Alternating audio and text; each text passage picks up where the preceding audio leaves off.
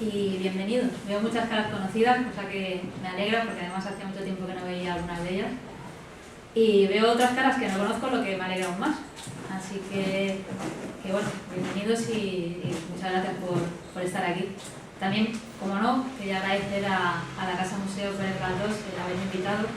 Para mí es un honor, es un privilegio estar aquí porque llevo 17 años viviendo aquí en Las Palmas y para mí el hecho de vivir en la ciudad de Galdós ya es un privilegio.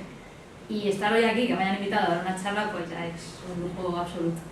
Así que, lo he dicho, muchas gracias. Cuando me invitaron, me dieron una absoluta libertad para hablar de lo que yo quiera. Y como esto es un ciclo de escritoras, pues pensé que podía hablar de mi experiencia como escritora, que es breve, porque hace muy poco que estoy escribiendo, pero intensa porque he escrito mucho en poco tiempo. Y como también me gusta mucho el cine, pues creo que qué mejor lugar que este para hablar de cine y literatura. Yo espero que se lo pasen bien, porque a mí, bueno, lo que has dicho antes, Victoria, realmente no soy una expresionista, no soy una especialista en expresionismo alemán, me gusta mucho Friedland, bueno, es una obsesión Friedland, pero no me considero una especialista en nada en realidad.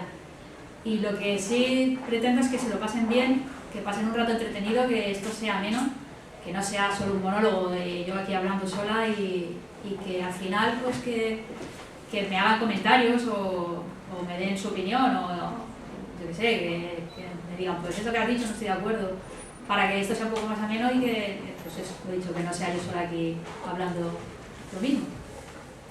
Lo que sí les advierto es que igual esta presentación es un poco caótica porque hay dos grandes bloques, mi experiencia como escritora y el cine y la literatura, pero dentro de eso yo quería enseñarles escenas de películas, fotos, y lo mismo empiezo hablando de una cosa y acabo hablando de otra, entonces si alguien piensa que esto es un poco desordenado, pues lo siento, pero ya advierto antes de empezar. Y bueno, pues nada, podemos empezar directamente. ¿Se me oye bien, no? Sí. Vale. Bueno, pues empiezo. Como ya han oído, como ya ha dicho Victoria, yo publiqué mi primer libro en 2019. Se llama Mabuse, el eterno retorno, y si alguno no tiene el placer de conocer al Dr. Mabuse, yo se lo voy a presentar. El Dr. Mabuse es el primer archivillano de la historia del cine. Es un personaje literario, en realidad, nace en 1921, de mano de Norbert Jacques, un novelista luxemburgués, y Friedland en 1922 lo lleva al cine y lo convierte en el protagonista de una película muda de 4 horas y media, que es una auténtica obra maestra y que si no la han visto les aconsejo que vean.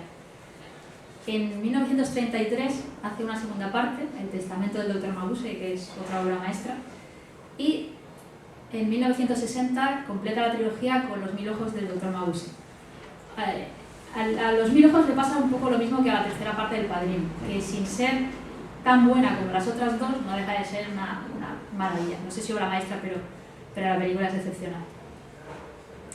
Bien, pues el personaje de Mabuse tiene tanta fuerza que se hacen en total 15 películas sobre él, la última en 2020.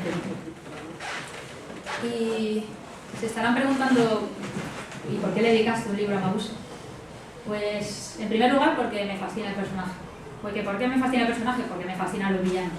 En la vida real, yo prefiero a las buenas personas. Pero en la pantalla creo que los villanos son mucho más interesantes, son más complejos. Un héroe siempre es perfecto. No te puedes identificar con un héroe, yo al menos no puedo. Pero los villanos tienen un lado complejo, un lado oscuro con el que sí nos podemos identificar. Y sobre todo porque son mucho más divertidos. De hecho, bueno, ahí luego hablaremos. Pero bueno, ese era el primer objetivo. ¿Por qué hice un libro sobre Mabuse? Porque me fascinan los villanos. Y en segundo lugar, porque me parecía muy injusto que un personaje tan importante y con tanta influencia en la historia del cine, en villanos posteriores, sea un personaje completamente olvidado. Ya nadie sabe, ¿cuántos de aquí ustedes saben quién es Mabuse? Ya nadie se acuerda de Mabuse.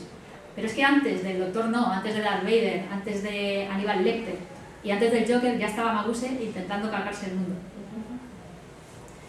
Y, como les decía, les recomiendo sobre todo que vean la primera parte y que no les eche atrás, que es una película muda que dura casi 5 horas, porque ahora están viendo series que se tragan 5 capítulos seguidos y les da igual. O sea, que por cierto, hablando de series y de villanos, les voy a recomendar una que no sé si han visto, que es Toxic, en la que narra la historia de cómo una empresa farmacéutica hizo adictos a los americanos a los opioides.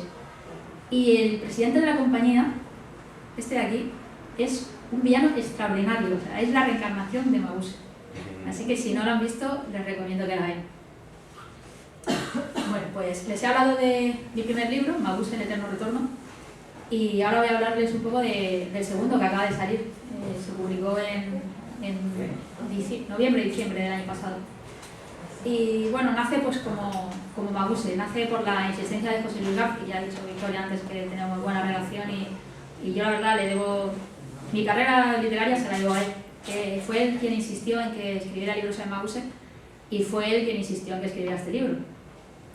Y bueno, les voy a explicar un poco la historia, no sé si conocen la editorial Notorious, Óscar la conoce porque se va a arruinar comprando sus libros. Es una editorial especializada en cine clásico que edita libros sobre, además sin parar últimamente, sobre escritores, o sea, no sobre escritores, sobre directores de cine, sobre actores, sobre actrices, sobre películas. Hace unos libros magníficos, o sea, son libros muy cuidados con un montón de fotografías, la página entera, son libros magníficos. Y yo colaboro con ellos desde 2018. Son libros colectivos en los que participamos muchos autores, entonces a mí me llaman y me dicen, oye, vamos a sacar el universo de Gary Cooper. ¿Quieres participar? Sí, quiero participar. Y entonces me dicen, pues escribe sobre estos textos y escribo y se lo mando. Pues yo tenía como 25 o 30 textos publicados en diferentes volúmenes. Entonces José Luis García me dijo, oye, ¿cuántos textos tienes ya publicados? Más de 20. Oye, pues selecciona los que más te gusten y los publicas con El Reino de Cordelia, que es otra editorial con la que él colabora. Y yo al principio pensé, ¿para qué? Yo digo, tú sí, porque tú tienes sentido que lo hagas porque tú eres un bestseller, tú sacas un libro y lo compra todo el mundo, pero a mí no me conoce nadie, ¿quién va a comprar un libro mío? Que sí, que lo hagas. Y al final, por no escucharle, fue por pesado, le dije, venga, va, lo voy a hacer. Y el caso es que tenía razón y Prefiérame para mí se ha convertido en una auténtica sorpresa porque me está dando muchísimas alegrías y estoy recibiendo críticas muy buenas y muy bonitas, cosa que me alegra mucho. Y además, una de las grandes alegrías que me ha dado últimamente es que salió publicado en Zenda, la web cultural, y lo leyeron en Onda Cero Tarragona. Yo soy de Reus, del pueblo de Tarragona. Y bueno, pues lo leyeron allí, me llamaron, oye, que te queremos hacer una entrevista. Entonces me hicieron una entrevista hace como 2 meses y como a los 10 días me llamó el presentador y dice, oye, que te quiero proponer una cosa. ¿Qué te parece si tienes una mini sección en nuestra tertulia de los viernes, una tertulia cultural? Dice, nos recomiendas todas las semanas una película de cine clásico. Y bueno, imagínense, o sea, yo antes de que acabara la pregunta ya le dije que sí. Es una cosa que me hace una ilusión tremenda. Entonces, a lo que voy es que yo no sé si hay aquí algún escritor en ciernes o con aspiraciones, pero si hay alguno, mi consejo es que tiren para adelante, que uno siempre piensa que su libro no lo va a comprar nadie, no le va a interesar a nadie y te llevas la sorpresa, porque pues sí, le gusta a la gente, ¿sabes por qué? Pero le gusta. Bueno, y si me preguntan cómo se hace para escribir un libro sobre cine, pues les puedo explicar mi experiencia. Que yo siempre me he preguntado, ¿cómo se escribe un libro? Pues yo no sé si los demás lo hacen igual que yo, pero les voy a explicar cómo lo hago yo. A mí me dicen, pues, tienes que escribir tal texto, o bueno, en este caso, escribir tal libro. Pues yo cojo, si la novela, o sea, si el libro, pues a ver si me lo digo, si la película está basada en una novela, lo primero que hago es leerme la novela. Después voy a la película y la veo 3 veces. La primera como una persona normal, para verla y disfrutarla.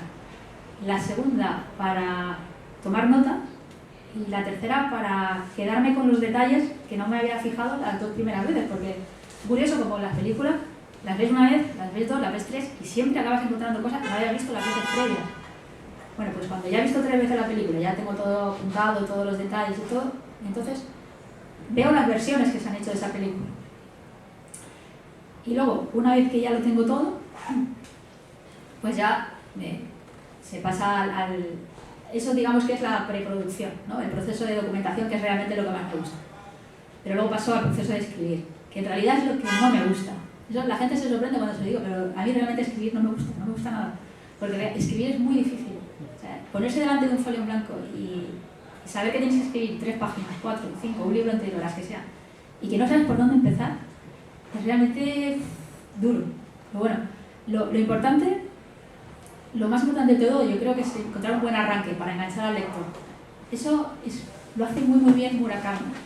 Murakami tiene un estilo muy sencillo, escribe de una forma muy simple, muy llana. Siempre dice, se preparó una cena sencilla, salía a la calle y estaba lloviendo, cosas así. Y además siempre escribe la misma historia, siempre es un treintañero divorciado que tiene un gato, que conoce a una chica medio rara y que al final acaba no sabe cómo en un mundo paralelo.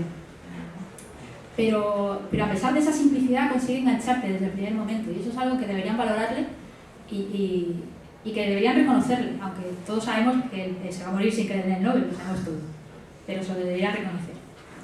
Y bueno, una vez que tienes el arranque ya el resto pues es más fácil y va saliendo solo. A mí, más que escribir, lo que me gusta es reescribir. Una vez que ya tienes todo el texto escrito, cambiar palabras, porque siempre vuelves a leer y dices, pues he repetido esta palabra 20 veces, o 7 o las que sean, y luego reescribes y cambias una frase y le das la vuelta porque te suena mejor, o cambias un párrafo por otro.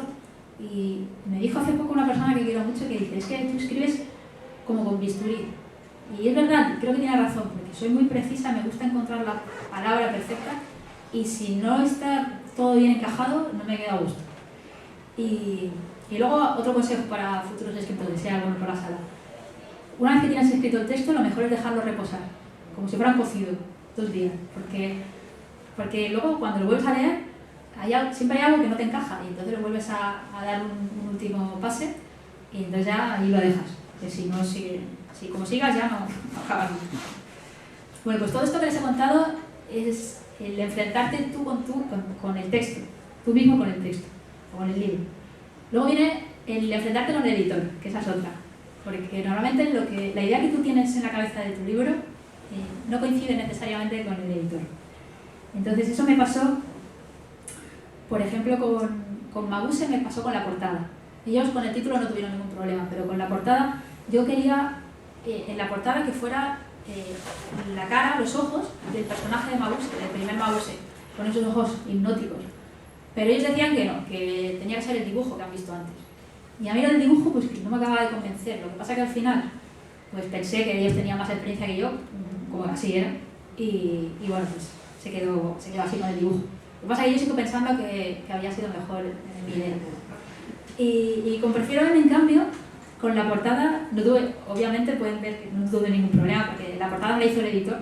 Fue muy curioso porque yo le mandé el libro pensando, pues, lo típico, que me dijo José Luis, oye, mándaselo a Jesús Ejido, el editor de Cordelia, y a ver qué te dice. Yo se lo mandé un día por la tarde, y pensando, porque El Reino de Cordelia no es una editorial especializada en cine, y lo que yo esperaba es que me dijera, pues, mira, lo de siempre, ¿no? Muchas gracias por participar, muchas gracias por mandarlo, pero no es lo que nosotros hacemos, ¿no? Y entonces al día siguiente de mandarle el libro, recibo un correo de Jesús Ejido con la portada. Y nada, yo me quedé, yo le contesté, digo, ¿esto qué es? Dice, la portada de tu libro. ¿Cómo que la portada de mi libro? Dice, sí, es que me ha entusiasmado y te lo publico ya. Y además es que me parecía preciosa, ¿no? Total, que la portada me maravilló y le dije que sí. La pelea vino a cuenta del título, porque yo quería titular el libro Cinexin. ¿Se acuerdan del Cinexin? Alguno tuvo el Cinexin aquí, seguro. Vale, pues yo quería titularlo Cinexin porque yo estoy convencida de que mi pasión por el cine viene desde ese momento en el que con 6 o 7 años a mí me regalaban el Cinexin. El Cinexin que era de plástico duro, de color azul naranja, con 4 pilas de las gordas. Y yo, como les he dicho antes, yo soy de un pueblo yo nací en Reus, pero toda la infancia viví en Altafulla, que es un pueblo muy pequeñito de Tarragona, en la costa. Y teníamos una casa muy grande, y yo me iba a la guardilla y con una sábana blanca raída, bueno, blanca no mucho, raída y vieja de mi madre, la colgaba de la pared, e invitaba a mis amigas por las tardes a hacer sesiones, como si fuera un cineclub, o sea, que luego no hacíamos coloquios, ¿no? Y entonces pasaba ahí pues, las películas. Tenía las películas de Mickey Mouse, del Pato Donald, de Goofy, de los Pitufos, de Popeye. Y si se acuerdan, podías pasar hacia adelante y hacia atrás, a cámara rápida y a cámara lenta. Y claro, aquellas tardes, pues para mí es la infancia eso. Y bueno, pues entonces yo le dije a Jesús, quiero que se titule Cinexin. Y Jesús me dijo, no, Cinexin no, el león cobarde. ¿Cómo que el león cobarde? Claro, el león cobarde porque a él le gusta mucho el personaje del león cobarde, le gusta mucho el Mago de Oz, y porque en Prefiero M hay 2 capítulos dedicados al Mago de Oz. Pero claro, él me decía, es que Cinexin es como suena infantil. Dice, el Cinexin es un juguete. Dice, y tú aquí estás hablando de grandes clásicos del cine y una cosa no casa con la otra. Y yo pensaba, a ver, vamos a ver, digo, es que precisamente por eso, porque yo estoy hablando de grandes clásicos, pero de una forma ligera, muy amena, como las películas de Cinexin. Esto no es un ensayo sesudo, ni un estudio, ni una tesis. Y además me parecía, digo, vamos a ver, no le quieres llamar Cinexin porque te parece infantil y le vamos a poner el león cobarde, me parece para niños. Total, que entonces se me ocurrió, digo, ya está, digo, ¿por qué no lo titulo como el primer capítulo del libro, que se llama Prefiero M? Y me gustaba mucho Prefiero M, primero por cómo suena, y segundo porque era mi forma de hacer un homenaje a mi director favorito, que es Fritz Lang. Y ahora les explico por qué. Porque Prefiero M, como no podía ser de otra manera, sale de una película, que es la película El desprecio, de Jean-Luc Godard. Les explico la escena, luego la vamos a ver. Brigitte Bardot y Michel Piccoli son pareja. Entonces se encuentran a Fritz Lang y Piccoli le dice a Bardot, mira, él es el director de la película que vimos el otro día por la noche, del western con Margaret Dietrich. Y Bardot dice, me encantó esa película. Y entonces Fritz Lang dice, yo prefiero M. Y bueno, es una escena que me gusta mucho y se la voy a poner ahora. Voy a ver si funciona el sonido. Vamos a probar. Es muy corta, son 3 minutos. Me ha dicho el chico del sonido que baje el micro, así que voy a quitar un momentito y se lo pongo.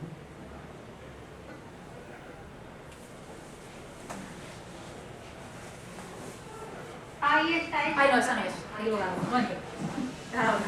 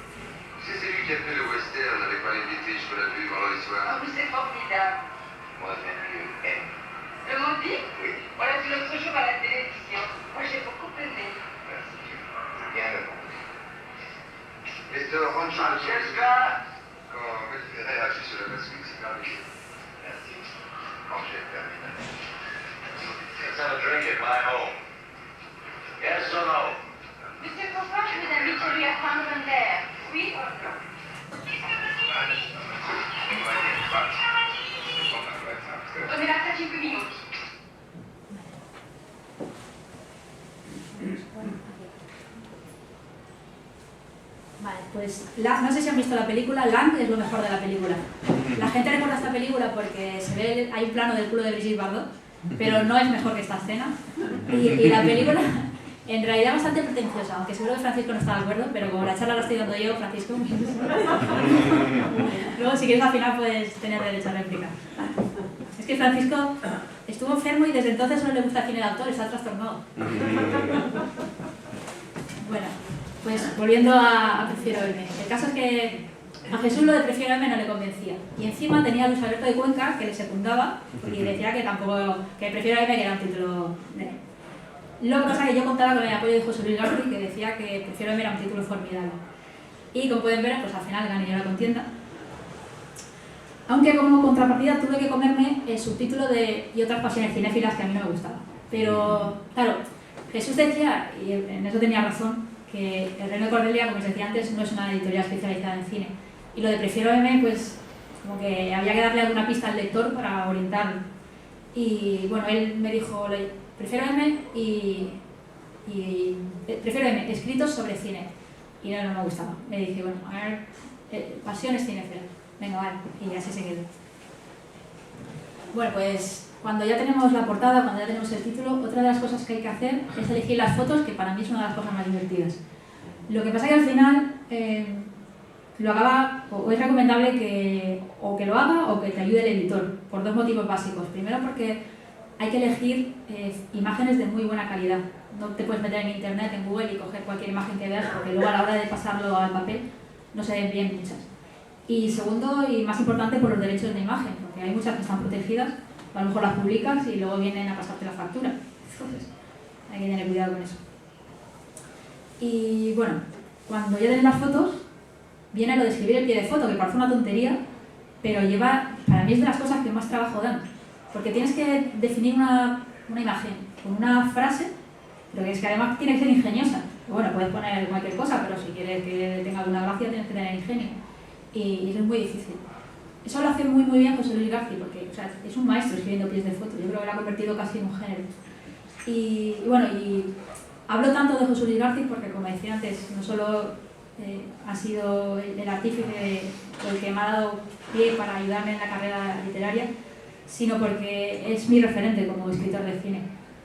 Hace un tiempo me hizo un amigo que se llama Juan de la Poza, me hizo una entrevista en la que yo dije que daría un riñón por escribir la mitad de Diente él.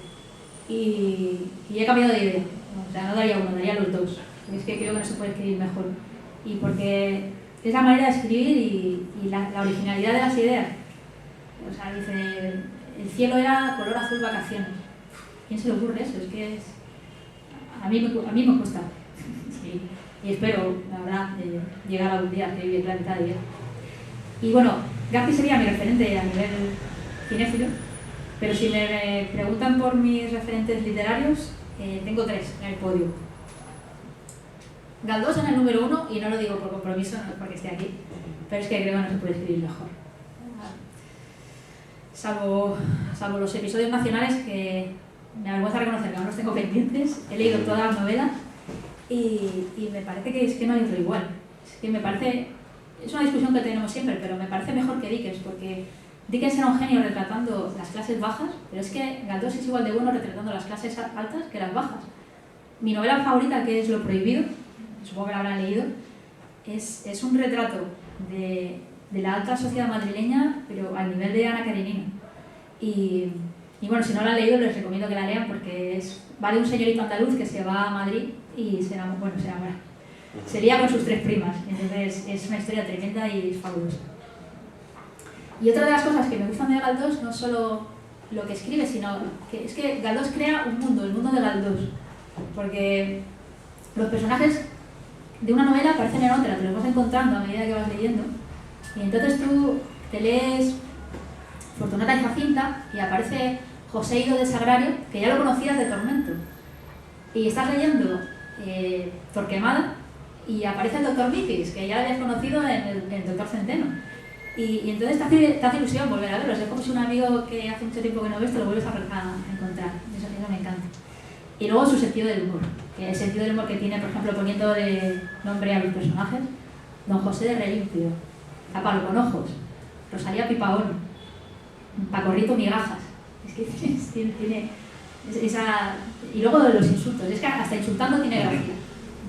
Memo en polvo, traidor de melodrama. Es que tiene mucha gracia. Pero bueno, ¿qué les voy a contar que no sepan ya de Galdós? Sí, estamos aquí. Bueno, los otros dos del podio, como decía, Miguel Delibes y Vargas Llosa. De ellos también lo he leído todo porque tengo un punto obsesivo que me lleva, no sé si les pasa a ustedes, pero si leo un libro que me gusta un autor, me lo quiero leer todo lo que haya escrito. Y así ha sido, me lo he leído todo de cada uno de ellos. De Delibes pienso lo mismo que de Galdós, es que no puedes escribir mejor. Mis favoritos son bueno, la gente suele decir otros, pero a mí, Mi idolatrado hijo Sisi y La sombra de cipresesa alargada me parecen los mejores tratados sobre el duelo y la muerte que se han escrito nunca.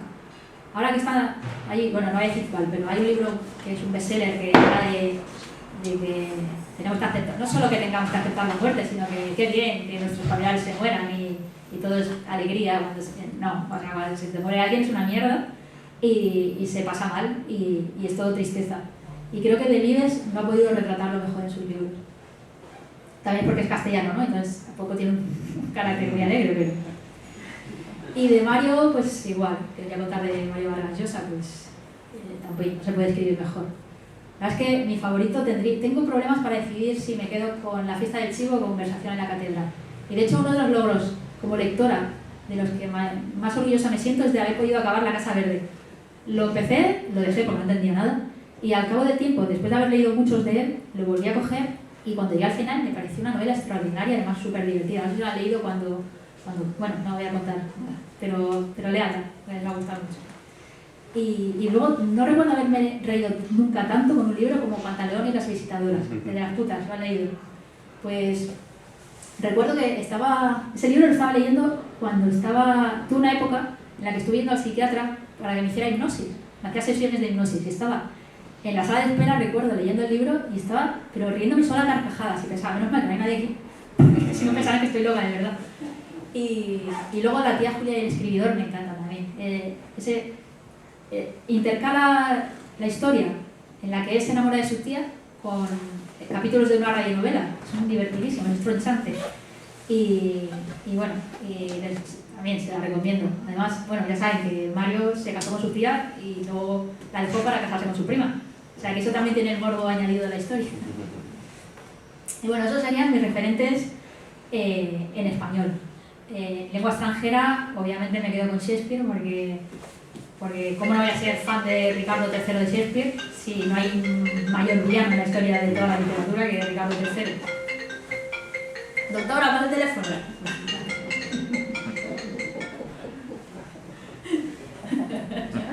No pasa nada. Bueno, pues llegados a este punto, acabamos la primera parte, a ver cómo vamos de tiempo.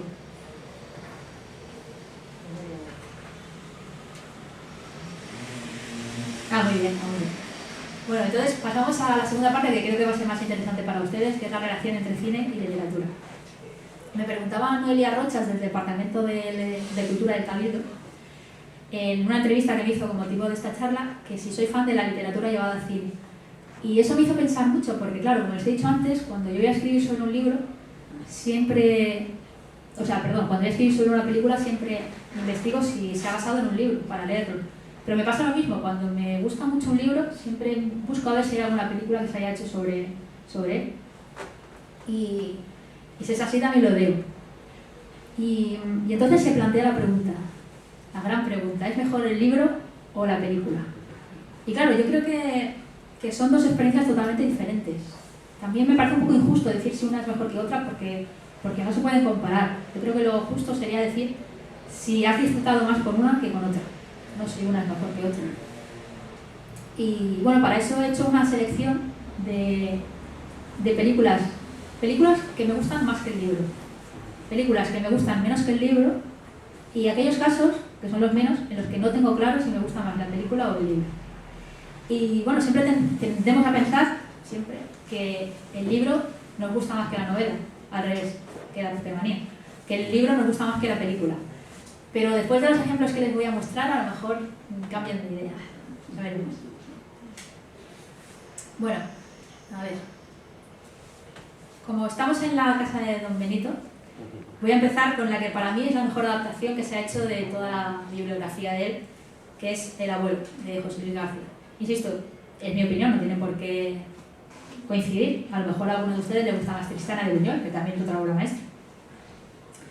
En este caso yo creo que es que el personaje creo que supera la película a la novela, o me gusta más la película que la novela, porque el personaje de Fernando Fernández Gómez era el abuelo, el conde de Abril es el abuelo. Y sí, bueno, supongo que la han visto todos, pero de todas maneras me gustaría mucho ponerles la escena del casino, porque me parece maravillosa. No sé si se va a oír bien, y bueno, es un poquito larga, son 6 minutos. ¿La ponemos? Vale. Y yo molesto aquí, ¿la ven todos la pantalla o me aparto? Vale, pues entonces pongo a ver si se escucha bien.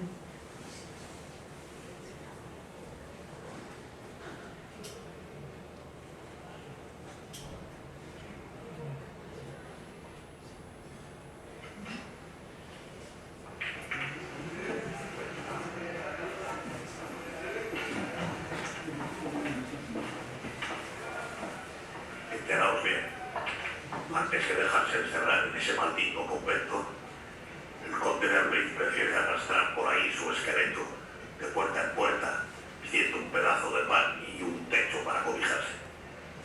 La intención era buena, don Rodrigo. Quizá nos equivocamos en la forma de hacerlo, en el procedimiento, pero la intención... Sí, es cierto, don Rodrigo. Nosotros creíamos que iba a estar mejor en Zaratán que en la Marina. Pero qué mentirosos y qué cobardes. Dios mío. Con la de veces que os he matado el hambre a todos. Porque todos vosotros y vuestros padres fuisteis a pedirme trabajo y favores. Y todos fuisteis bien atendidos en mi casa. Siempre. Y a todos os solucioné vuestros problemas. Miserables. Oiga, don Rodrigo, por si no he olvidado, le diré que yo soy el alcalde de Jerusalén. Tú no eres nadie.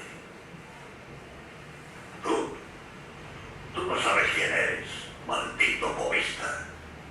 Tú eres un ser rastrero y un ladrón. Tú eres el alcalde de esta ciudad porque tiene que haber de todo. Tú vives de dar contratas a tus compinches y de robar.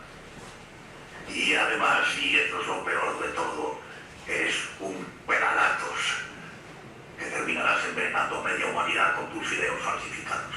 Don Rodrigo, yo no puedo con Tú puedes consentirlo todo. Y recordar. ¿Puedes recordar cuando llegaban los inviernos crudos?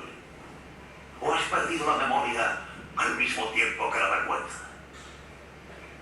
Solo con el vino que me has escamoteado durante años y años. Que te dejábamos escamotear para que así pudierais salir mejor de los apuros. Se podía emborrachar 1.000.000 de veces este cura, cuyo vientre no es ya sino una bodega sin fondo. Repórtese, conde, que está faltando el respeto al ministro de la Iglesia. ¿Respeto? El que tú me debes a mí. Cuando murió tu padre en casa de lenocinio, que no digo yo que sea mala muerte, a mi generosidad debes el haber podido terminar tu carrera de teología y derecho. El santito que quería ser como Pablo de Tarso. Aquí lo tenemos, convertido en un saco de manteca. La primera cruzada de España. Entre los de tu secta se rumorea que eres capaz de zamparte más torrijas en el desayuno que hostias repartes en la comunión. Ministro de la Iglesia. Ministro de Pitanzas, en todo caso. ¿Y a ti? Medicucho de 3 a 4. ¿Quién te costeó la carrera en Valladolid? ¿Y quién pagó la pensión de la calle Santiago tantos años de estudio? ¿No es cierto, Matasanos, que tú y tu padre, al que libré del presidio en mala hora por estupro, no es cierto, te pregunto mirándote a los ojos, que cuando mi hijo y yo pasábamos a vuestro lado, tú y tu padre os poníais de rodillas y teníamos que daros de palos para que os levantasen? Miraos bien unos a otros, hijos nacidos de mis cocineras, engendrados por mis mozos de cuadra. Habéis querido recordar al conde de Albrecht, que fundó la hermandad de pescadores, que os trajo las aguas de Santa Ola, que trazó la calzada de Beola y el puente sobre el río Caudo. Mis padres alzaron el hospital y la casa cuna y la capilla de la Pardina, a donde acudíais todas las nochebuenas a la misa de gallo, no por fervor religioso, sino a recibir los generosos aguinaldos que os ofrecíamos. ¿Y cómo habéis querido pagarme tantos beneficios, encerrándome como un perro rabioso, vendiendo vuestras conciencias al mejor postor? Miraos, hociqueando como los cerdos.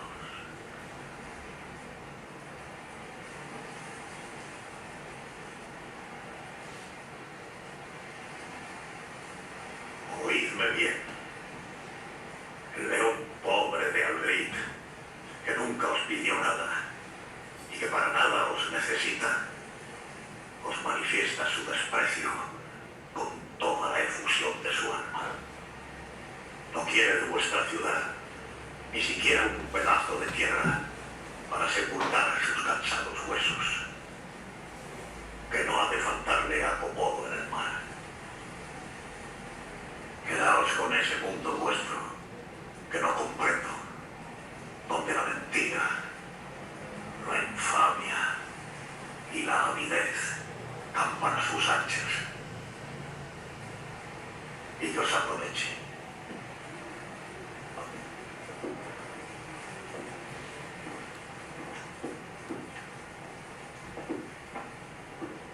Mejor dicho, que se os indigeste.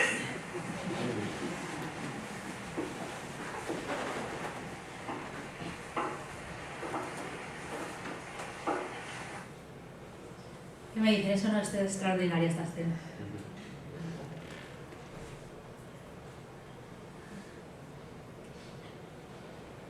Bueno, pues otra adaptación extraordinaria es Sangre de Mayo, también de Garci, que adapta los episodios nacionales del 19 de marzo y el 2 de mayo. Esta película es menos conocida, pero cuando uno la ve se queda asombrado. La verdad es que la película es maravillosa y no parece hecha en España. Hay unas escenas con caballos que yo siempre se lo he preguntado a él, ¿cómo rodaste esto?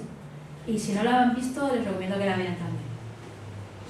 Bueno, tenemos otro caso en el que la película supera el libro. Aquí reconozco que yo no he leído Lo que el viento se llevó, no sé si alguno de ustedes lo ha leído. Tiene que ser muy buena porque fue un bestseller, en cuanto salió se convirtió en un éxito. Pero es que la película es tan buena. ¿Qué les voy a contar de la... Estaremos de acuerdo en que Lo que el viento se llevó es la catedral del cine. Entonces, bueno, creo que en este caso la película supera la novela. Cosa que no pasa con Servidumbre humana, de Somerset Maugham. El libro es un novelón de unas 600 páginas, una novela extraordinaria, en la que cuenta una historia tremenda de un estudiante de medicina que se enamora perdidamente de una mujer que es un mal bicho y que le vuelve loco y que le arruina la vida. Pues esta novela se ha llevado al cine 3 veces, una con Bette Davis, otra con Eleanor Parker y otra con Kim Novak, y ninguna de las 3 ha conseguido captar la esencia de la novela. En cambio, tenemos El Padrino, que en este caso supongo que estarán de acuerdo conmigo en que la película supera ampliamente el libro, por bueno que sea el libro. Por cierto, les voy a hacer un inciso hablando del Padrino. No sé si conocen la lista que la revista Sight and Sound saca cada 10 años. La revista Sight and Sound es una revista de referencia en el mundo del cine y desde 1952 reúne a los críticos más importantes de cine y les hace votar la mejor película de la historia. Pues la primera ocasión que se hizo esta lista, que fue en 1952, ganó Ladrón de bicicletas, de Vittorio De Sica. Las 5 décadas siguientes, es decir, en 1962, 72, 82, 92 y 2002, ganó Ciudadano Kane, que fue desbancada en 2012 por Vértigo. Vale, pues este año toca lista, que estará a punto de salir ya. Y muchos creemos que este año va a ganar El Padrino. Yo no tendría claro si... Yo creo que votaría primero Ciudadano Kane, pero El Padrino la votaría la segunda. Y si luego, al final de la charla, vayan pensando cuál votarían ustedes, porque me gustaría saberlo también. Pero bueno, volviendo a las adaptaciones cinematográficas de las obras literarias. Yo creo que de todas las adaptaciones que se han hecho de la bibliografía de la obra de Miguel Delibes, las únicas que superan a las novelas son Los Santos Inocentes de Camus y El Camino de Ana Mariscal. Ana Mariscal, por cierto, que es esta señora de aquí y que es una directora y guionista excepcional y que injustamente el público la recuerda solo por ser la actriz protagonista de Raza, la película que escribió Franco, porque supongo que todos a ustedes les gusta el cine saben que Franco escribió guiones. Aunque Francisco dice que no, que es mentira porque no era tan listo como para escribir guiones. Pero bueno, a mí Garci, que conoció a Sáenz de Heredia, me ha dicho muchas veces que el propio Sáenz de Heredia le decía a él que sí, que era verdad, que Franco había escrito el guión. Bueno, pues por cierto, es muy curiosa, muy llamativa la relación que tienen, la pasión que tienen los dictadores por el cine.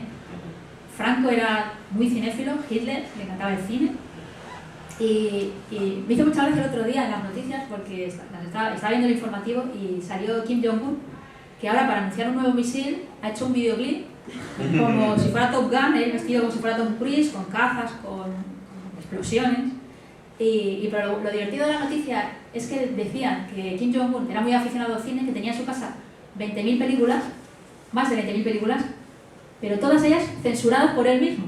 O sea, es curioso como aparte de bueno, que todos ellos tienen claro que el cine es un arma de propaganda perfecta, cómo les gusta el cine.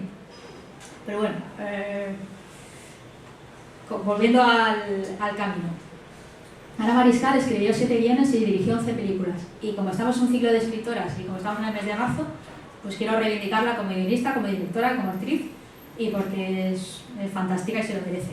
Y vamos a poner una escena, bueno, no es una escena en realidad, es como un recopilatorio de escenas del Camino, que no sé si han visto, pero es una película tan divertida. Si no la han visto, por favor, cuando lleguen a casa la buscan, porque les va a encantar. No sé si está en YouTube, pero si no, la buscan por ahí. Voy a volver a hacer lo mismo, voy a bajar el volumen y se lo pongo.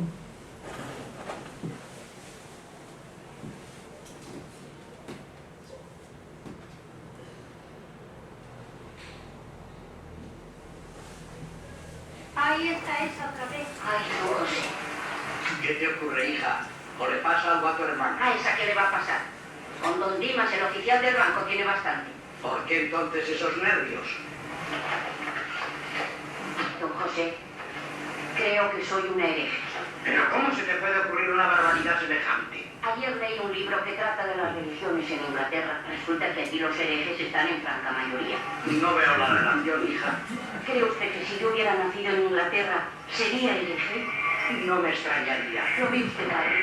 Entonces me acuso de que de haber nacido en Inglaterra yo sería hereje. Lola, por Dios.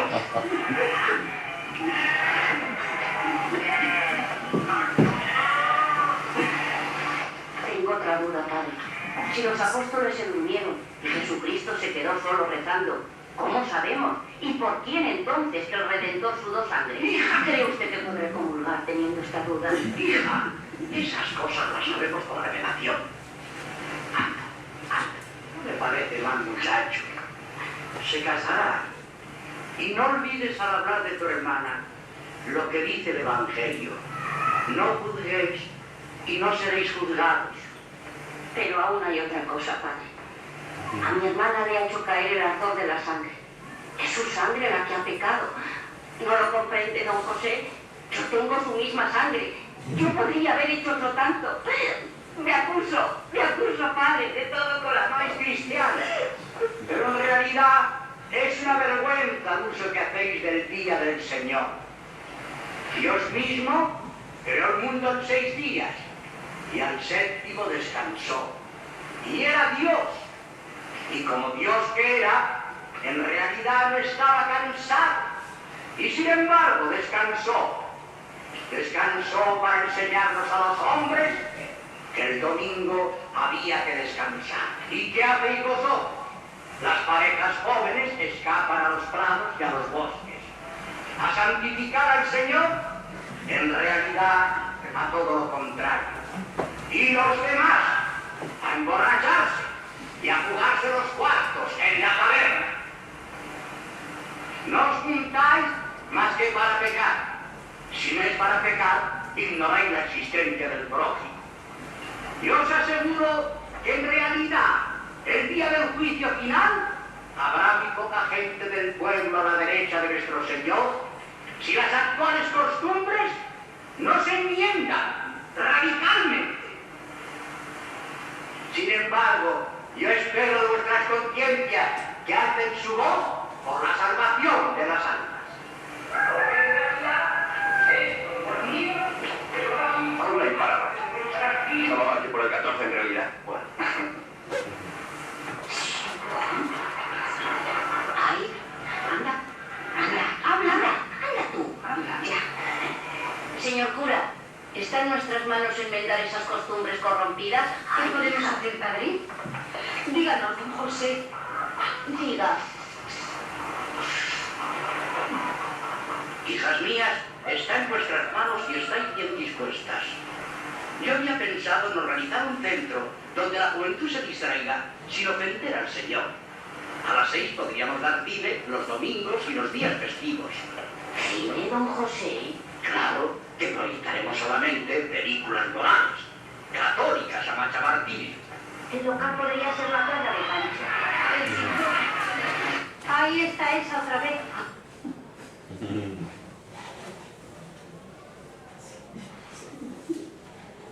Bueno, pues todo esto venía maravillosa la escena. Porque salvo, como decía, salvo Los Santos Inocentes y El Camino, creo que no hay buenas adaptaciones de la obra de Delibes. Y otro tanto le pasa a Murakami. Murakami, como he dicho antes, es uno de mis escritores favoritos.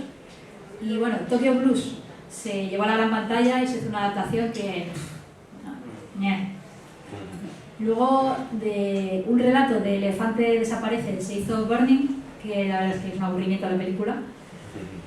Y de un relato de Hombres y Mujeres, se ha hecho la flamante ganadora del Oscar a Mejor Película Extranjera, Drive My Car, que, en contra de lo que piensa Francisco, luego lo debatiremos, a mí me parece un soberano tostón.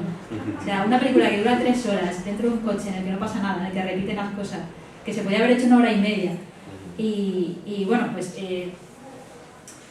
quizá, puede que puede no, seguramente la equivocada soy yo, porque vamos a ver, le han dado un Oscar porque todos los críticos están a favor de ella, se han vuelto locos con ella, entonces, ya saben que la crítica va por un lado y la crítica y Francisco van por un lado y el resto de los mortales van por otro.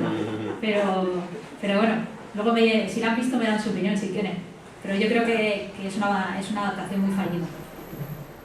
Más casos en los que prefiero la novela a la película. 1984, me parece una obra maestra, de hecho es mi libro favorito, la película es muy muy floja. Y Matadero 5 de Kurt Vonnegut, que también es otra maravilla, y que si no han leído les recomiendo que lean, que va sobre un trastorno de estrés postraumático en un excombatiente de la Segunda Guerra Mundial, y la película es bastante floja también. Pero sucede lo contrario también, que hemos visto hasta ahora grandes novelas de las que se han hecho películas regulares. Pero también sucede que de novelas mediocres, o que no son mediocres, pero que son novelitas, se hacen grandes películas. Y por eso les decía antes que igual cambiaban de idea. Por ejemplo, ¿se acuerdan de Million Dollar Baby? Pues Million Dollar Baby de Clint Eastwood, que es una película absolutamente maravillosa, para mí es una obra maestra, está basada en una historia muy cortita, en un relato de este libro de F.X. Toole, que se llama Stories from the Corner, historias desde la esquina. Y bueno, el relato no está mal, lo que pasa es que el relato son 15 páginas, y de un relato de 15 páginas sacar una película como Million Dollar Baby tiene su mérito. Otra, Rebeca, de Daphne du Maurier, no sé si la han leído, pero a mí me gusta más la película que el libro. Centauros del desierto, de Alan LeMay, viene John Ford y la convierte en una obra maestra. ¿Cuántos han leído el libro? ¿Cuántos han visto la película? Otra, La Ciudadela, de Cronin. Viene Kim Vidor y hace una película que no es demasiado conocida. Yo la vi porque hablamos de hecho, mañana en Classic se emite en el programa de El Manantial, que grabamos hace un mes y pico.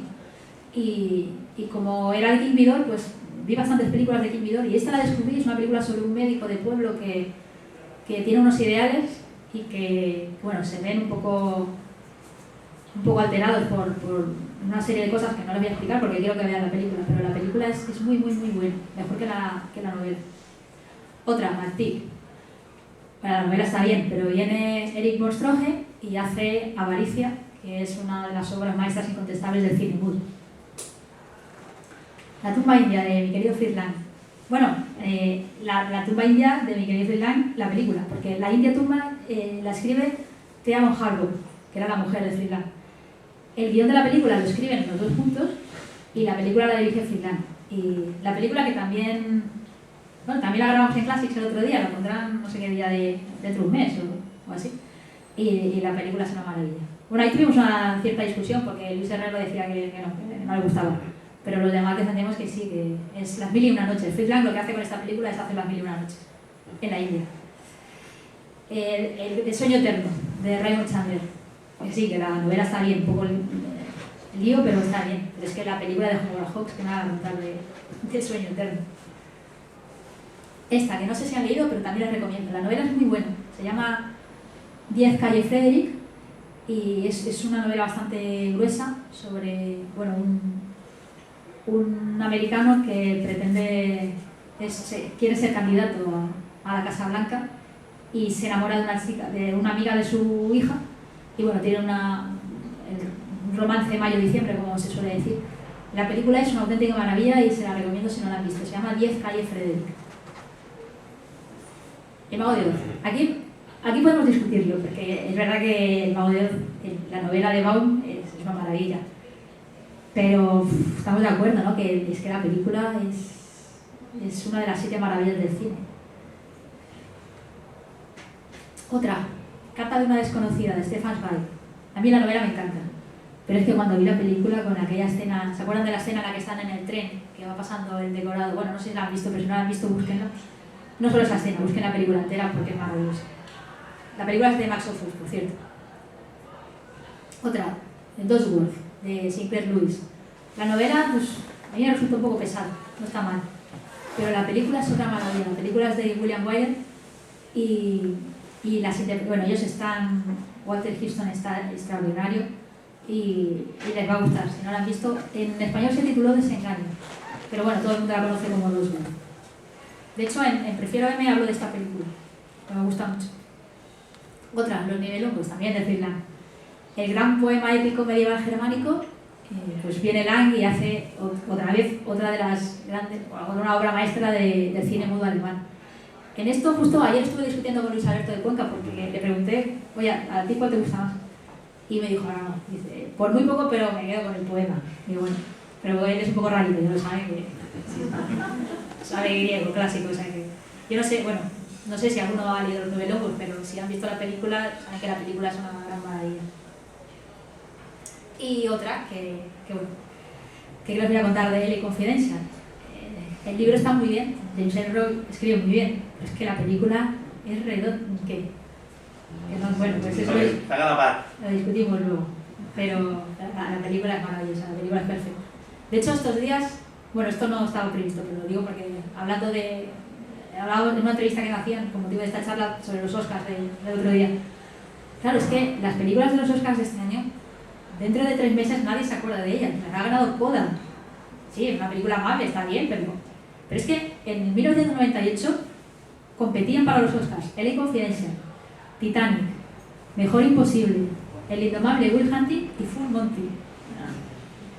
Vamos a comparar. Y bueno, luego están aquellos casos que, como decía antes, son menos frecuentes, en los que yo no tengo claro si me gusta más la novela que el libro. Son poquitos. El Dr. Mabuse. El Dr. Mabuse, el libro de Norman Jacques, es buenísimo, está muy bien escrito y es súper entretenido. Si pueden leer o en inglés o... Está en inglés, en español no ha salido, no sé si está en francés, creo que también está. Y en alemán, yo no sé alemán, pero... O bueno, sabía y se me ha olvidado. Pero bueno, el libro es muy bueno, muy bueno. Y la película, como les decía, aunque dure 4 horas y media y sea muda, es una de las mejores películas de la historia del cine y les animo a que la vean. Otra, El Señor de las Moscas. Luego me cuentan, pero yo tengo dificultades para decidir si me gusta más el libro o la película. Las normas de la Casa de la Sidra, otra que da. A mí Johnny Bing es uno de mis favoritos y el libro es tan bueno, es que la película es tan buena. Y, por supuesto, El Silencio de los Corderos. También podemos discutirlo, pero pues, no sé, quizá la película, es que el libro es muy bueno, no lo sé. Bueno, y he dejado el caso de Orgullo y Prejuicio para el final, porque me resulta un poco peculiar. Yo hablo de Orgullo y Prejuicio en el libro de Prefiero M, porque tuve que escribir un artículo para Notorios, y a mí la novela me gustó. Bueno, la verdad es que tengo que reconocer que igual cuando la leí me decepcionó un poco, me pareció un poco cursi, pero bueno, no dejo de reconocer que es un clásico incontestable de la historia de la literatura. Pues la primera versión que se hizo en cine fue la de 1940 con Laurence Olivier, que me parece una cursilada tremenda, y con el típico final feliz de Hollywood, y bueno, no sé, luego me cuentan si la han visto, pero en este caso prefiero la novela. Pero es que luego en 1995 la BBC lanza una serie que es absolutamente maravillosa. A Francisco le gusta mucho, creo. Y Colin Firth no puede salir más guapo en esta serie. Y bueno, lo mismo, si no la han visto, véanla, porque la serie es mejor que la novela. Pero podemos mejorarlo, porque en 2005 tenemos Orgullo y Prejuicio con Keira Knightley y con Matthew McFadden, casi, vamos, que es uno de mis autores favoritos, pero eso ahora no me salía el nombre. Pero la película es absolutamente maravillosa, mucho mejor. Bueno, a mí me gusta mucho más que el libro y tiene un final apoteósico, tiene uno de los finales más románticos. ¿Lo has visto? Sí. Uno de los finales más románticos de la historia del cine. O sea, busquen, si no quieren ver la película, busquen el final en YouTube. Y luego, 2016 nos sorprende con Orgullo, Prejuicio y Zombies. Admito que tenía ciertos prejuicios, para la redundancia, contra esta película. La vi con motivo de tener que escribir el texto y no saben lo que me reí con esta película. Es desternillante, es muy divertido. Y las películas divertidas, o sea, película divertida y película mala es incompatible. Por lo menos desde mi punto de vista. Así que les recomiendo que la vean también, pues se van a divertir mucho. Por cierto, no sé si saben que El diario de Bridget Jones es una versión de Orgullo y Prejuicio. Es la misma historia. Y también yo admito, no me da vergüenza reconocerlo, que me encanta esta película. Ah, bueno, no, todavía no. Vale. Ya queda poquito. Hablando de Bridget Jones, voy a enlazar con unas preguntas que me hizo Noelia Rochas para lo de la entrevista, en la que me preguntaba si me interesa el cine actual. Y bueno, a ver, el diario de Bridget Jones tiene 20 años, entonces no sé si podemos considerar eso cine actual, pero bueno, sí, podemos considerarlo cine actual. En cualquier caso, mi respuesta fue que sí, por supuesto me interesa el cine actual. Mi problema con el cine actual es que empiezo a ver las películas y muchas veces me aburro y las tengo que dejar, porque no consiguen engancharme como el cine clásico. Y sobre todo tengo ciertos problemas, que como digo puede ser manías mías, porque me hago mayor, pero no sé si les pasa a ustedes, luego lo podemos discutir. Lo que más me molesta del cine actual es que digan tantos tacos. De 5 palabras que dicen, una es fuck. O sea, joder, pero ¿qué necesidad hay de estar todo el rato diciendo tacos, todo el rato, uno detrás de otro? Luego otra cosa que me molesta mucho es que están todo el rato haciendo sus necesidades. O sea, ¿qué necesidad, valga la redundancia, tengo yo de ver personajes? La flamante ganadora del Oscar de, no sé, fue el año pasado o el otro, ya no me acuerdo, Nomadland, la de Frances lo siento Francisco, sé que te encanta, la de Frances McDormand. A los 10 minutos estaba ya allí, en la caravana, haciendo sus necesidades, pero 10 minutos. Pero a ver, ¿qué necesidad tengo yo de ver a esta señora haciendo sus necesidades 10 minutos? Otra, por ejemplo, que vi hace poco, que competía para los Oscars, La peor persona del mundo. Me gustó mucho la película, creo que la actriz es fantástica. Pero al cabo de nada de conocer al chico, estaban en el baño los dos, ella en el váter y él delante mirándola, como orinaba. ¿Se imaginan a Bogart mirando orinar a Lauren Bacall? No, ni tampoco. No quiero, no me gusta.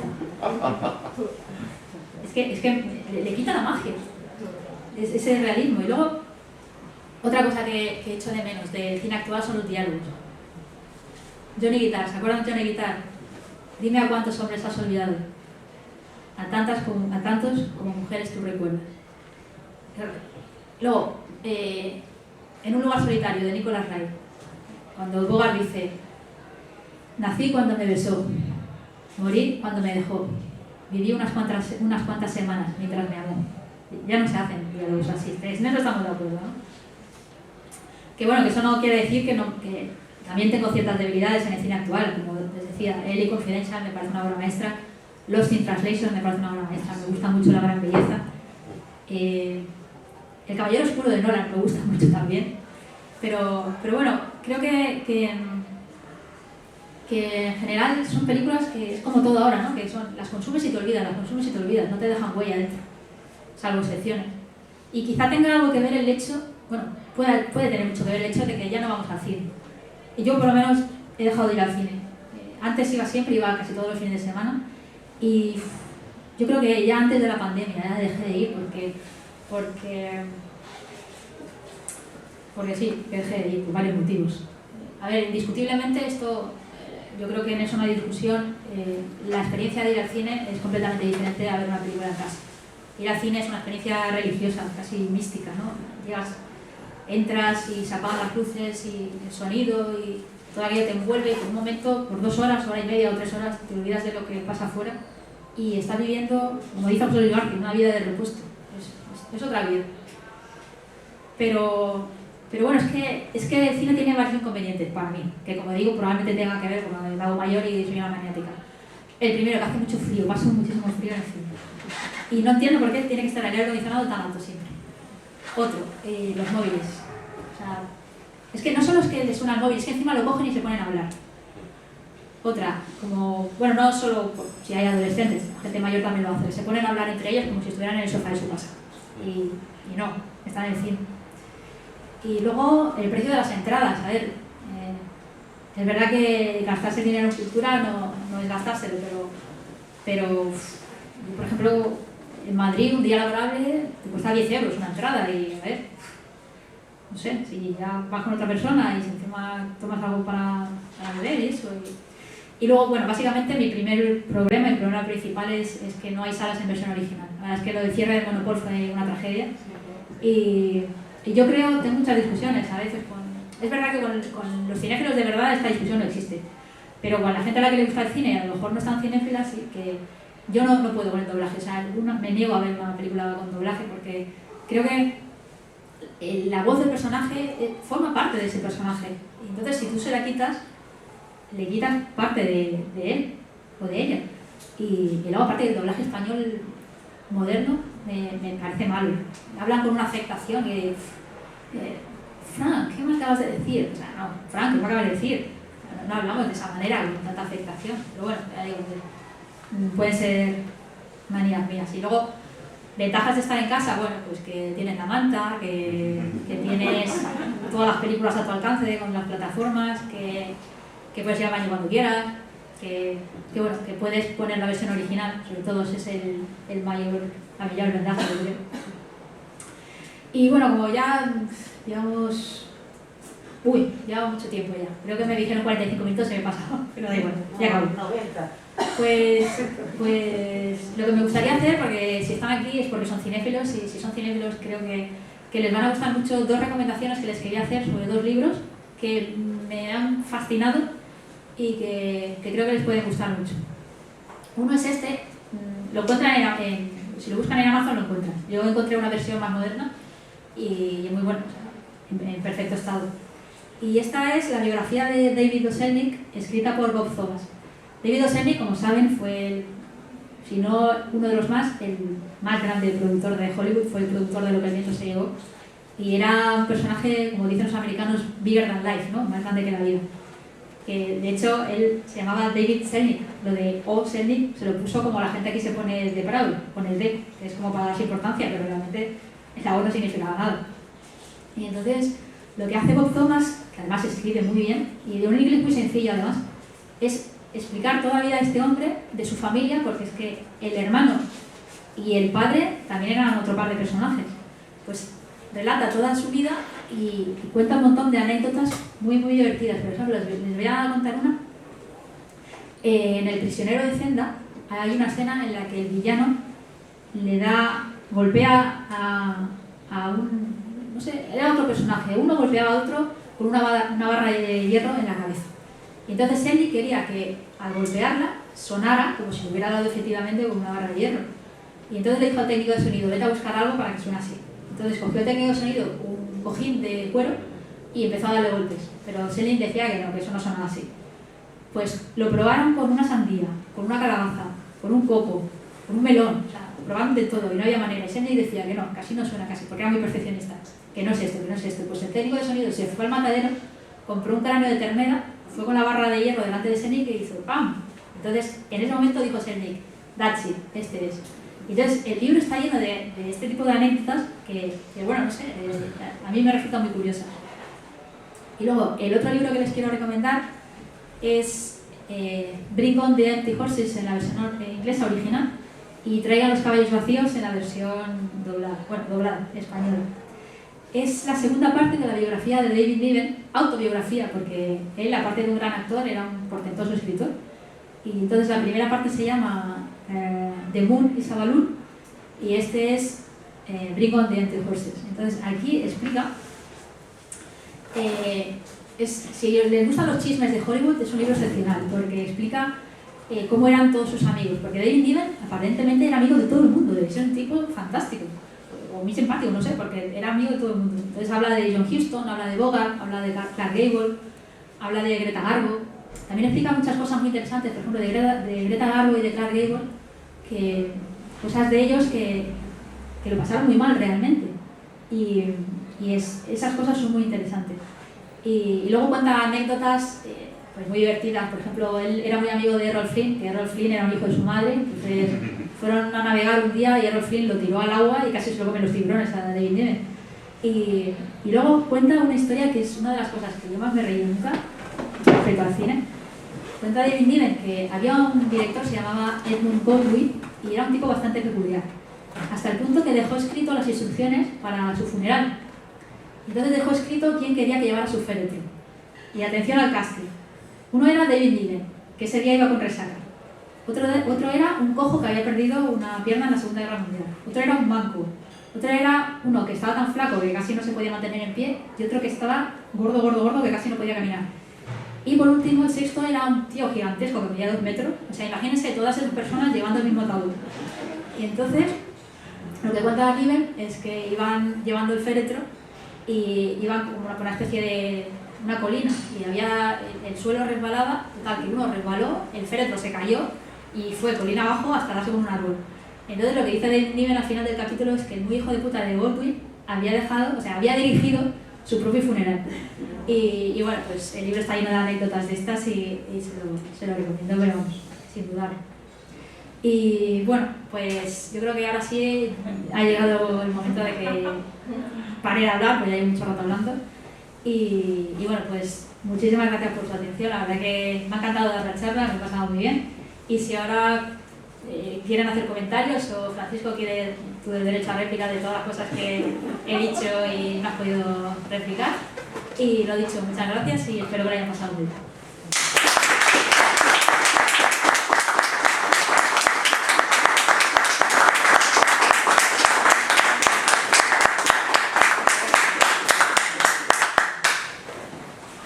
Venga, habla. Eres una antigua. ¿Por qué de todas las cosas que he dicho, por qué? Porque no te gusta sino el cine clásico. Que está muy bien, pero admítelo. Pero tú sabes que no, tú sabes que me gusta también el cine moderno. Bueno. Pero eres una antigua encantadora. Venga, cuéntenme algo. ¿Qué película hubieran votado para la mejor película de la historia, por ejemplo? O yo qué sé, cualquiera de las cosas que he dicho. Cuéntenme algo. Pues yo habría votado Lo que el viento se llevó. ¿Discrepas? Como mejor de la historia, a ver. ¿Pero tú has leído la novela? Yo es que admito que no he leído la Yo novela. he leído la novela, vamos a ver. Lo que el viento se llevó, el tema es que mi familia es la película favorita de mi señora madre. Y entonces, toda mi infancia y hasta la emancipación, yo he visto esa película cada vez que la han puesto en televisión y no digamos ya cuando ha aparecido el mundo del DVD. La novela está muy bien también, lo que pasa que, claro, la novela se te puede hacer más larga, que también es extensa, que visto en una película, desde mi punto de vista. ¿Pero entonces estamos de acuerdo? Entra mejor. ¿No? Sí, estamos de acuerdo que la película es mejor que la novela. Yo voy a lo de Sight and Sound, que es la pregunta que nos acabas de trasladar. Yo para mí habría votado Lo que el viento se llevó, que es una película que me fascina, hay muchas historias dentro de la historia, creo que está muy bien interpretada. Considero que también se puede valorar su relevancia en la historia del cine, sin perjuicio de que otras personas puedan pensar lo contrario. Y si quieres te cuento una anécdota que a mí me divirtió mucho cuando la escuché en la radio, y no recuerdo quién la contó, y es que la película, como sabemos, es de 1939 su estreno. La guerra de secesión americana había acabado en 1869 y todavía habían algunos excombatientes vivos en el sur. Entonces se estrena en Atlanta, invitan a un señor viejecito que había estado en la guerra de secesión, ve la película, y Margaret Mitchell se le acerca al final Dice, hombre, usted que estuvo allí, ¿qué le ha parecido? Y ella refiriéndose a esas famosas escenas en aquella Atlanta que todos recordamos, ese carruaje que se abre paso huyendo a Clark Gable con nuestra querida Scarlett O'Hara, le dice el soldado superviviente, dice, pero oiga, ¿por qué ha puesto usted ahí tantos soldados? Si no éramos ni la mitad, con toda esa gente habríamos ganado al norte. Curioso. Bueno. Venga, ¿nos animan? Hay un planteamiento que hace que a mí me resulta dificilísimo, que es el de la comparación, ¿no? Comparación entre novelas y películas, ¿no? Bueno, la película es un derivado de la novela, puede ser un destilado, puede ser mejor, pero es un derivado, el producto original es la novela, ¿no? Y no sé cómo te aproximas a esa comparación, ¿no? Porque para mí hay tres elementos que definen un poco la complejidad de ese esfuerzo intelectual, ¿no? El primero es el género. Podemos pensar que Ian Fleming o John le Carré, nos gusta más John le Carré, y desde luego nos gustan más las pelis de James Bond porque el desarrollo que tienen, la acción que se produce, desde luego es mucho más apta para el cine que las novelas de John le Carré, que me gustan mucho las películas, me gusta El Topo, me gusta El Jardinero Fiel, me gusta El Hombre Más Buscado, pero siempre me gustarán más las novelas, es inevitable, ¿no? O sea, el desarrollo, la complejidad que tienen es muy difícil de llevar a la pantalla, mientras que todo el universo literario que creó Ian Fleming, con sus derivadas y sus cosas, pues al final se ha convertido en un producto audiovisual puro y duro, ¿no? Es un punto, ¿no? Luego, creo que la comparación es más fácil de hacer cuando hay cierta contemporaneidad entre la novela y la película. Y me parece muy difícil decir que una película sobre un clásico de la literatura te gusta más que ese clásico, ¿no? O sea, están tan arriba que creo que el único mérito, nada desdeñable de un director, es no estropearlo. O sea, Cyrano es una de mis películas favoritas, ¿no? La versión de Rapeno, creo que es del año 90, ¿no? Pero claro, nunca se podrá comparar con la obra de Cyrano. Las múltiples versiones de Los Miserables no pueden alcanzar a Víctor Hugo. Eliminar a una serie de filmes, yo no la he visto, tengo ganas de verla, pero claro, acercarse a sola es muy difícil, ¿no? Esa comparación es la que más difícil me resulta. Hemos visto muchas adaptaciones cinematográficas en series de Guerra y Paz. Hay una de la BBC que visualmente es excepcional y los personajes son fantásticos, pero claro, Guerra y Paz es Guerra y Paz. Entonces, ¿cómo te acercas un poco a esa...? ¿La tercera? Me has dicho que eran tres. Sí, bueno, el primero es el género en sí, o sea, creo que hay géneros más aptos para el cine, pues, Los Espías lo es, el cine negro, por supuesto, lo es, ¿no? La contemporaneidad, o sea, me parece muy más sencillo de comparar, por ejemplo, El Silencio de los Corderos, ¿no? Es una novela reciente y su adaptación cinematográfica, ¿no? Así que bueno, que están ahí un poco en un cierto terreno igualitario.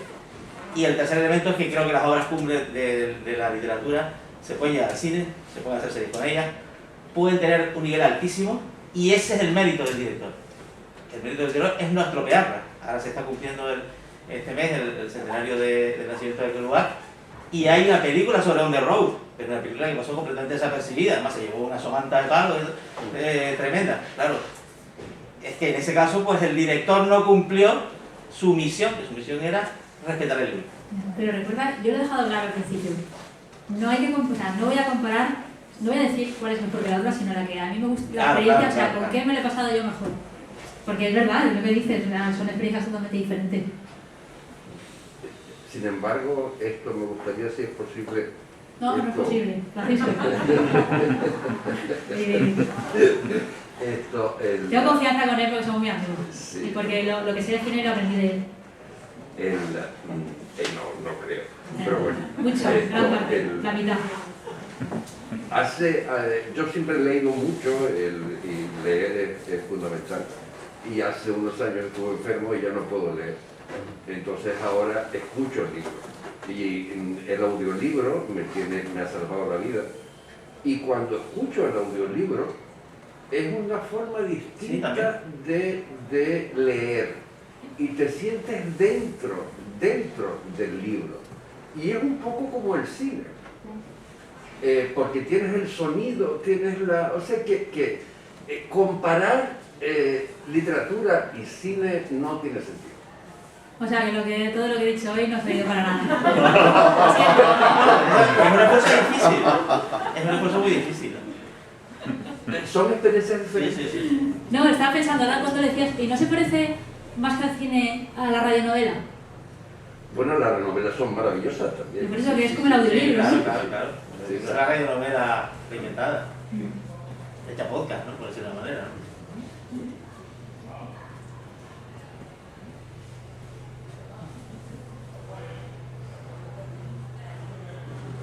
Bueno, yo quería No, menos mal, estaba ahí esperando que dijeras que algo. estaba de acuerdo contigo en reivindicar a Ana Mariscal, porque me parece una intelectual Pero tú y yo hablamos su del tiempo. camino en la radio, ¿no? Sí.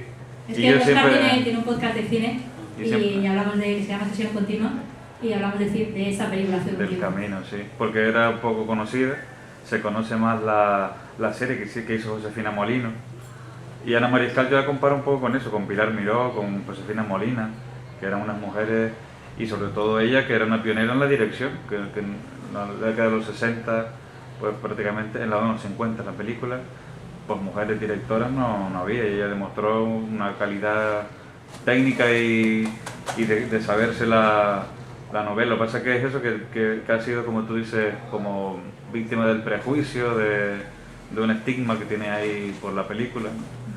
Que por cierto, la película salió un estudio crítico sobre esa novela atribuida a Franco, y era que lo que escribió fue el argumento, por lo visto, el guión cinematográfico no, sino el argumento, que luego lo firmó con el seudónimo Jaime de Andrade, que se publicó incluso, pero no el guión cinematográfico. Eso sí fue ya el director que Entonces sale de medio ambiente. adapta. Y si esos diálogos tan un poco sublimes y tal, a los que aludías antes de cine clásico, hoy no se dan en el cine sino en la serie. Sí, en eso estamos de acuerdo. A mí me lo preguntaban ayer en la radio. Sorkin, por ejemplo. Sí, ¿no? Cualquiera. No, cualquiera no. Yo estoy, así como el cine, pues mira, me alegro que hagas esa pregunta, porque así como el cine actual no me llama demasiado la atención, soy muy fan de las series. O sea, no tengo ningún perfil contra las series, al contrario, me encantan. Y bueno, ya les he recomendado antes la de Dopsic. Acabo de ver también hace muy poco Afterlife, la de Ricky Gervais, que me parece una serie extraordinaria. Y ahora estoy con la última de Gomorra. O sea que ahí los diálogos tampoco son muy allá, pero me parece una serie excepcional. Y sí, estoy de acuerdo contigo en eso. Y el irlandés, por ejemplo, que para mí es una obra maestra contemporánea, entre comillas, aunque Sabes que no estamos de acuerdo en eso. no te gustó tampoco, ¿no?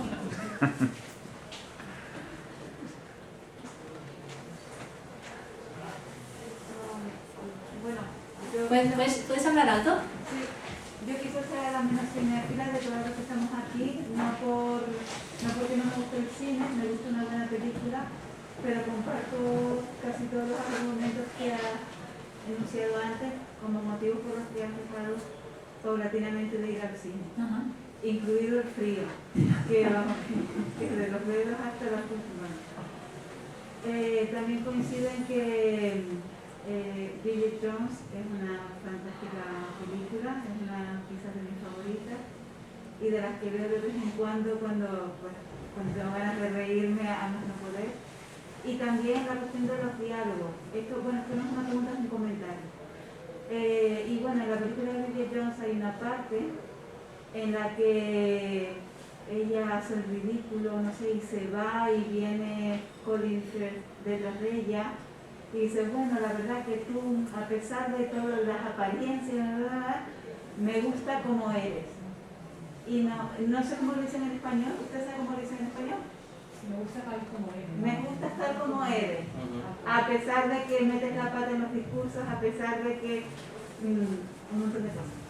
Y coincido también en eso, en esa frase, hasta llegar a que dice, me gusta como eres, es larguísima. Porque el Colin Firth no quiere decirle me gusta tal como eres directamente, sino que hace muchos circunloquios antes de mostrar su vulnerabilidad, reconocer su amor hacia ella, porque ella podía rechazarlo de plano. Y entonces coincido en esos diálogos más elaborados que que no sé, bueno, tú te referías quizás a obras más antiguas, pero yo en ciertos momentos del cine actual también los encuentro. Sí, no niego que los haya, seguro que los hay. Y como te decía, a mí hay películas que me gustan mucho, de ahora. Pero digo en general, ¿sabes? Imagínate, en los años 40, los 50, la cantidad de obras maestras que se hicieron, no las encontramos ahora. Pero lo que no quiere decir que no me guste el cine de ahora tampoco. Sí, ahora la impresión es que los diálogos son más como tú decías. No, pero Juanma tenía razón. Los diálogos Juanma tenía razón, que los diálogos buenos ahora están en las series. Ajá, sí. Los que creados por los guionistas, por ejemplo. Sí. Bien, ese comentario. Muchas gracias. Además de felicitarte por la charla, que si tu objetivo es que fuera amena, lo has conseguido. Te iba a preguntar, porque no me quedó muy claro, si dijiste que la novela de Bridget Jones la habías leído o no. La novela de... No. El fondo te inspira. Que la historia de Bridget Jones es una versión, la historia está inspirada en Orgullo y Prejuicio. Pero si lo habías leído. Sí, Orgullo y Prejuicio. La de Helen Field, o sea, lo que escribió Helen Fielding. No. Porque léela, porque es buenísimo. Porque hay una novela de Bridget Jones. Vale, eso no lo sabía. Es que el personaje era una columna de un periódico. Vale, Helen ya te he entendido. creó el personaje, que era una treintañera que vivía en Londres y que pues no daba una con los hombres, tenía muchos complejos, y fue tal el éxito que tantísima gente escribía, en aquella época que no había internet, al periódico, alabando esa columna, y a la gente le encantaba, que la animaron, un poco como a ti, a que escribiera la novela. Y te la aconsejo porque es desternillante. Yo la uso muchísimo en mis clases de traducción porque es muy cultural, es muy británica. Y de hecho también hay referencias a Cumbres de unas cosas, no solamente a Orgullo y Prejuicio, y creo que te va a encantar, léela. Pues gracias. Y de hecho es una saga, hay como 4 o 5 libros de la misma autora. Muchas gracias. Y sobre la película yo confieso que mi debilidad es La Noche del Cazador. Esa película a mí me fascinó. También es que me encanta Robert Mitchum y los tatuajes, eso de Hey, los niños. Es que, además de la rareza de que la haya dirigido Charles Lawton y que sea la única película que él dirigió, que también eso me sorprende muchísimo. A mí es que esa película, que la vi ya muy mayor, en el programa de José Luis, y vamos, es que entre que me encantó la película y todo el coloquio posterior, lo que aprendí después.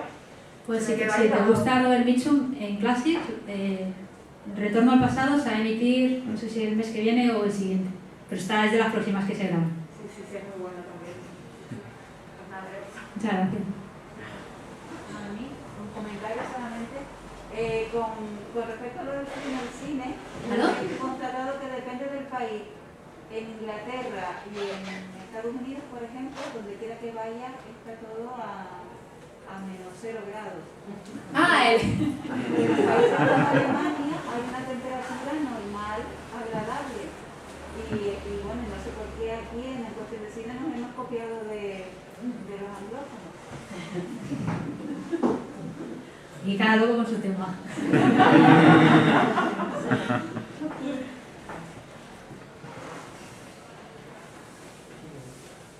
Nosotros hemos venido sin saber quién eras tú. Muchas gracias. Somos unas personas que vinimos hacia... Unas espontáneas, os habéis colado. Pensamos, como hablabas de cine, y dijimos, vamos a verla. No sabíamos ni quién eran, ni tu referencia, ni nada. Y nos ha encantado la forma de cómo has hablado. O sea, que nosotros venimos totalmente sin ningún condicionante de saber quién eras tú. Y nos ha parecido una charla muy agradable y muy amena. Me alegro muchísimo, muchas gracias. Tienes 2 fans más. Eso es lo que quería, como decía antes María Jesús, que se lo pasaran bien, porque esto es que cuando voy a una charla y es un tostón, para el en mi casa. Pero lo que pretendía era que no se arrepintieran de haber venido. Y bueno, si me dicen eso, pues yo me voy a casa contenta. Yo estoy de acuerdo contigo con lo que nos ha quitado el cine en versión original. Porque yo iba mucho al Monopol y a mí me encantaba, y porque no eran tampoco las típicas películas americanas, sino eran diferentes. Como yo soy de Barcelona, entonces allí tenía Yo soy de Reus. No sé. Pues yo voy mucho a comer casucadas allí, a ver. Pues nada, pues eso que realmente ahora veo mucho más cine en casa porque claro, lo puedo poner en versión original porque es verdad que el personaje gana muchísimo. Me gusta mucho. Bueno, pero últimamente Cinesa aquí está poniendo algunas visiones en versión. Eso me dijo Francisco el otro día. De hecho vi Pizza Licorice, que luego me arrepentí porque no me gustó. Pero a mí tampoco me gustó nada. Nada. Estaba en versión original, pero no hubiera ido porque opino como tú. Y así que, bueno, por mi profesión no debería ser igual, pero hay algunas versiones que no lloren tanto. Sí, pero me dijo Francisco que solo la primera versión, ¿no? La de las 4. Sí, la ponen o a primera hora de la tarde o a última hora de la noche. O sea, en las horas del medio no. Sí, la de máxima audiencia, por decirlo de comillas. Y ha mejorado mucho también el aire acondicionado. Yo, en serio, he llegado a ir al cine con una manta. Pero ahora como va poca gente creo que lo han bajado, sí, para no gastar tanta... Sí. Las últimas que yo he ido, caso es que ni lo ponían. Sí. Porque como nomás que éramos 6 personas en la sala, ni ponían aire acondicionado. Te morían al revés de calor.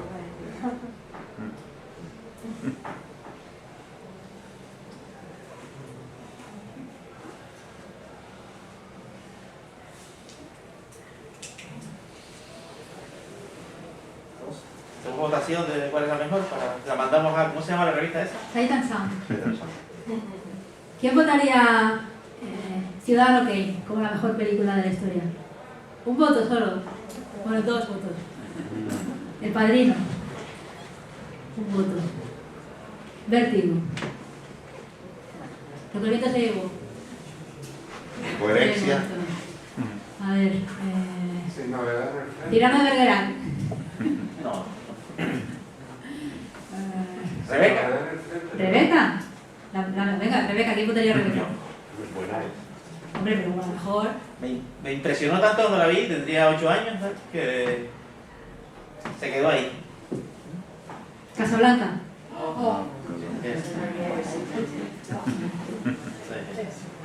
¿Alguna más? Digan. Sin novedad en el tren. ¿Quién se lo ha dicho? Esa novela es tan buena que... Sí, pero no sé, no creo que ganara esa. A mí me impresionó el dejó huella, la vi hace 30 años. Lo que pasa es que estamos hablando de cosas diferentes.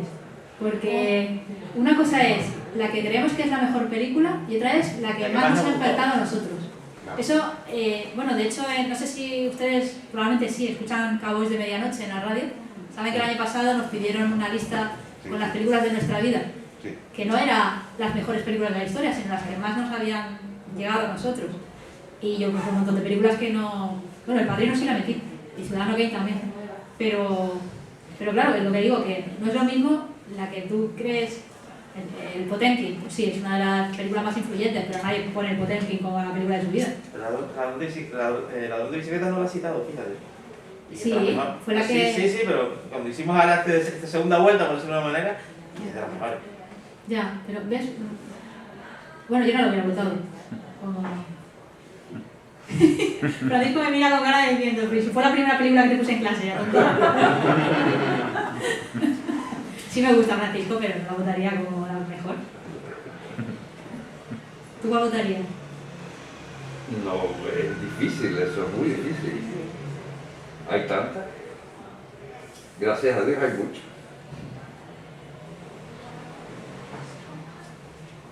Pues si el profe no se moja. Que si el profe no se moja.